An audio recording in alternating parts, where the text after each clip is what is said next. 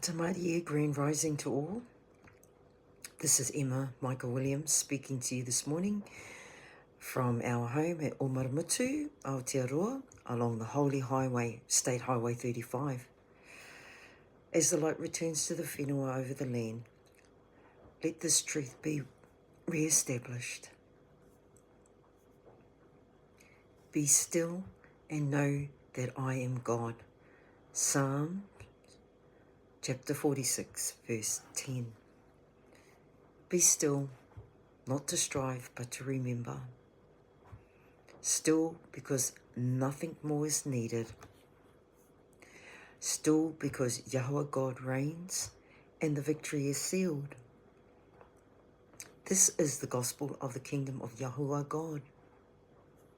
Not a religion to perform, not a system to maintain. A covenant fulfilled by Yahushua HaMashiach, Jesus Christ, who lives in you. Not beside, not above, but within. The reign of heaven is here because the ruler lives in the called out ones of Yahuwah God, lives in you.